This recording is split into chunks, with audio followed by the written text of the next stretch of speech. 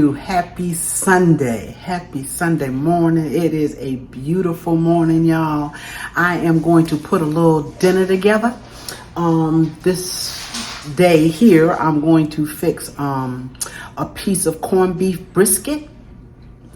I'm going to fix some string beans and potatoes. Oh, I'm also going to smother some pork chops, but not on top of the stove, okay? We're gonna smother them in the oven. And I'm, of course, cooking a cabbage, and I'm cooking some cornbread. I think that's it, y'all. So let's get started on this meal. It won't take long. All right, good morning again, everybody. Good Sunday morning. I am going to put up my Sunday's meal, and what I have this morning here is a piece of corned beef brisket. Okay, and let me show that to you. It's just a small piece. And this is a fatty one. Okay, let me show it to you. Okay, that's a piece of corned beef brisket. All right, and I'm just rinsing off my hands because I want to show you the bag that it came in. Okay, I got this from Aldi's, but you can get it anywhere. It's a flat cut corned beef brisket. Okay, and it does come with a seasoning packet. Let me show you that. Okay, makes it easy, y'all, because the seasonings that they have in here, you don't normally keep in your house. At least I don't. Okay, so I'm gonna open up this seasoning packet. I'm gonna put this seasoning on here. It's just a small packet because this stuff is it's really potent. Okay, it goes a long ways, and we're gonna put it there on our meat. This is how easy this piece of brisket is to cook. I'm going to take a little piece of onion here. I'm gonna cut it up on it. Sometimes I don't even do that. Okay, just cut it up. And I'm gonna throw this in the oven just like this, y'all. Just like this with a lid on it. I'm gonna put the lid on. Put it in a 350-degree oven. And it'll cook about 3 hours because you want it to get really tender. Okay? That was a half of an onion. Corned beef brisket can be that simple, especially when you have the seasoning packet there for you. I'll get this in the oven. All right, y'all, alongside that corned beef tonight, we are gonna have some string beans. I have 2 bags, so what I'm gonna do, I'm gonna get these cleaned up. I'm gonna pop the ends off, probably pop them in half. I'm gonna cook these with some little potatoes in them, okay? I'll cook these first for about 20 minutes, and I'm going to show you that. I'm going to cook it in just a little bit of salt pork, and then after about 20 minutes or so, I will add my potatoes. So I'm going to get started on these string beans, get them all cleaned up. All right, y'all, I got my string beans pretty much popped, okay? And what I do, I just take and I pop the ends off my string beans. And I use my fingers because I'm trying to see if there are any strings, okay? If you cut it with a knife, you can't really tell if there's strings. But I take it, I pop off my ends, I take and I pop it down the middle. And if there's any strings like that, and that was just a little piece, you take it off, okay? I don't like stringy string beans. So I try to be sure I've gotten all of the strings. So that's all of my string beans. And what I do, got a little bit of salt pork cooking in the back, y'all. But what I do here, see if y'all can see, I wash my string beans. Now I take and I use a smidgen of dishwashing liquid. When I say a smidgen, just a drop in my hand, and then I take and wash my string beans, okay? And I rinse them really, really good with cold water. I just continue to rinse them, rub them with that soap, that little bit of soap, and rinse them good, okay? I'm going to check on my meat, y'all. All right, y'all, I got my string beans clean really good. I always, if I can wash my vegetables, I wash them, y'all. And just rinse them really, really good. Because you don't know where they're growing, who's been touching them, what they've been growing in, okay? In this pot here, I just have just a couple of pieces of salt pork. And it's a thin cut salt pork. So what I'm going to do is take and add my string beans to it. Okay, I'm going to put some water in it. I'm going to add some salt and probably some all-purpose. Now you can season these up any way you want. Okay, there's my string beans. I'm going to put them on. I'm going to let them cook for about 20 minutes or so, and then we're going to put our potatoes in. All right, y'all, these string beans have cooked a while. Okay, now they still have plenty of water on them, and that's okay, all right? Because we need that water to cook these potatoes. And once the and this is what I did. I just chopped up some really small potatoes here. I'm going to put them in, and once the potatoes are done, I will drain off the water, okay? At least a little bit of it. But everything in here is seasoned. I'm going to put just a little bit of black pepper for these potatoes. Yes. Give these potatoes about 10 minutes, y'all. That's all it should take. The string beans are done. Okay. String beans are done. Let's put some black pepper in there.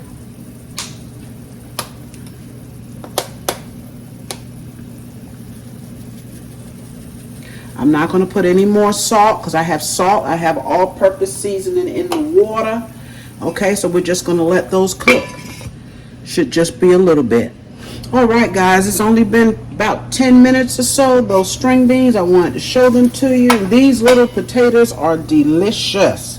Look at that. I've drained off most of the water, okay? I just kept a little juice in the bottom. Aren't those beautiful string beans and potatoes? Yes, yes.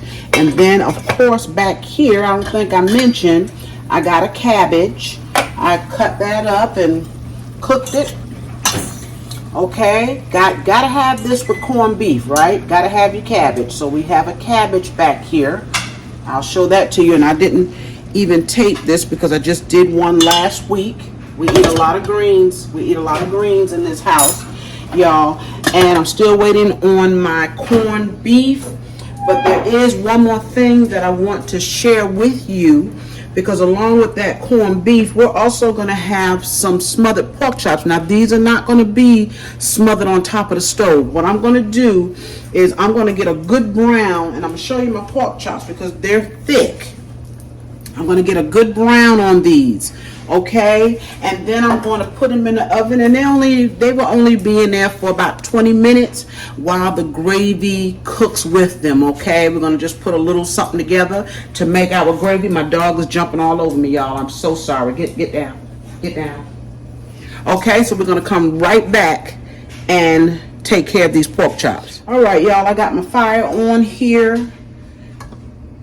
And this oil, I guess, is hot. I forgot I had it on, y'all. So what I'm going to do, I'm going to take and I'm going to drop in probably just 2 of these. I put just a smidgen of flour. Not a lot, okay? Just a smidgen. Because I want that to help the gravy when we put it in the onion, okay? So I'm going to let these, I got them cut up pretty high there. Because I just want them to sear like really fast. Just get a little color on them really fast. Really fast here.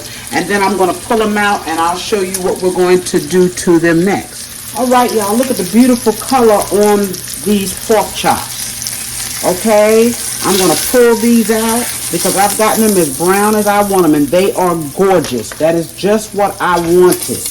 Okay, so that when I put them in the oven, because they're not going to be in there long, so you want to get as much color as you can right now. So what I'm going to do, I have small bell pepper and I have some onions. I'm going to drop those in here, and I'm only going to leave them in here a few minutes. And I'm doing that because they're not going to be in the oven long. Get off me, Zink. And I'm going to show you what else we're using for this gravy, okay? Just a couple of minutes. These are going to stay in here. I just want to get them soft. Y'all would not believe this dog is pulling the string of my apron that I have on. I mean, you literally would not believe it. This is why I don't let him loose when I'm in the kitchen. Okay, so we'll put that there. Now, let me show you what else we have for this gravy. I have 1 package of onion soup mix, okay? And I added some water to it. And I added 1 teaspoon of flour. All right, this is the pan that I had my pork chops in. I'm using this pan. Okay, so what I'm going to do, I'm going to take, and I hope you can see me, I'm going to take and I'm going to add this mixture, this onion soup mix, and this water right into this pan. And the reason why I'm not washing it, because it has just a little bit of flour in it, and all of that is going to work together, y'all. All of it is going to work together. Yes. And I'll see how much liquid I have when I put those pork chops in here. All of that is going to work together for our gravy. I'm going to turn these onions off. Throw my garlic in. I had about 3 cloves of garlic. Throwing that in there too now that I've turned it off. Okay. Turn you back to that. Let's take our pork chops. Let's put them back in this pan.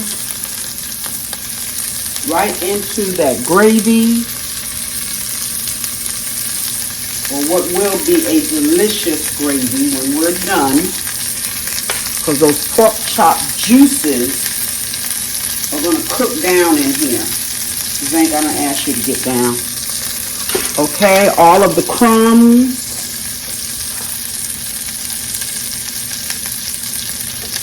Okay, I'm going to have to get Daddy in here for you. Okay, so now I have, let's get our, and I want to sit this where y'all can see it. Right here. Let's sit it right here. Okay, and we're going to put our vegetables right on top. Yes, we are. Stop, Zink, please. Calvin! I'm sorry, y'all. I had to call. I need some help in here. I need to be rescued from the dog. Okay, so we're putting all of our onions and garlic. OMG. You need to tie him up because he's grabbing on my apron. And I'm taping. Okay, so we got all of our vegetables out. I'm taping. Okay. Okay, that's all of them. I'm going to put this in the oven for about 15-20 minutes, y'all. Okay? I'll probably cover them for the first 10 minutes. In fact, I know I will, with some aluminum foil, and then I'll take that aluminum foil off. These are going to be delicious. I'll be back to show them to you. All right, y'all, this dinner is done. These are my pork chops, and you can see, let me let you see this gravy down in here. Have mercy. Look at that gravy there, y'all. You see the gravy? Yes. Now this pork chop is lighter because when I seared it, some of the skin came off of it, but that's all right. That is all right. And I want to show you this corned beef. Yes, I do. Now in the bottom of the pan didn't have enough liquid in there, and that's okay. I didn't put any in there, and that's all right. But I got to show you this corned beef. It is so tender, y'all. Oh my goodness gravy. It is so tender. I'm going to put this on a little saucer and let you see it. This corned beef, look at that, is going to be so good. I had another piece in there, but I'll leave it there. But it is tender. And alongside that cabbage, look at that corned beef. Look at that. Oh my goodness gravy. y'all. And if you noticed, it's so, oh my goodness. Y'all have already seen my string beans and potatoes. I got cabbage back here to go with that corned beef. I got my rice. I better turn it off before I burn it up. And we have our pork chops. And I have some cornbread in the oven. And we are just about ready to eat. Y'all, that corned beef is good. It is so tender. Now, I'm going to tell you.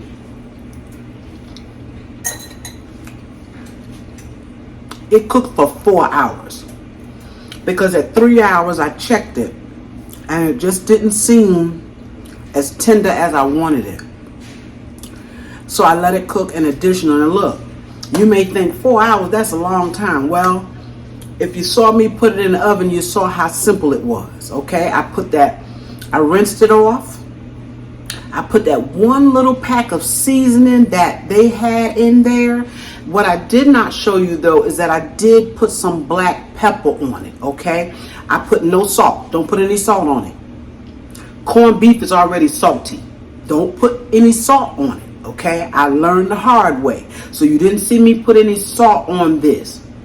That one little seasoning packet is enough. This meat is so good. And you throw it in the oven. Now I could have put a little bit of water in the bottom. It made a little juice, but because I had it cooked for so long, you can see it dried out in the bottom of the pan. And that's okay because there's nothing but fat on the bottom anyway. Okay, so it didn't hurt anything. And like I said, it certainly didn't dry the meat out. That meat is tender and juicy. Okay, in fact, that's probably the best corned beef I've ever cooked. And I've cooked quite a few of them. I have another video of corned beef. But this one here, it is good. Fix it just like that. Okay, these pork chops are going to be good with this gravy. Yes, I just can't wait. I'm working on another video, y'all, with a dessert. We will have a dessert tonight. I have lemon pie. It's not the same one that I've already done a video on. I didn't cook it on the stove. This was that really easy lemon pie. And right now I'm getting ready to make some whipped cream to go on top of it. But thank you all for joining me today for my Sunday's meal. I'm going to make a plate and I'm going to put it at the end of this video. Okay, y'all? Remember to like, share, comment, subscribe if you have not to my channel. Okay? And I'm going to see you again real soon with another Sunday's meal. Bye-bye.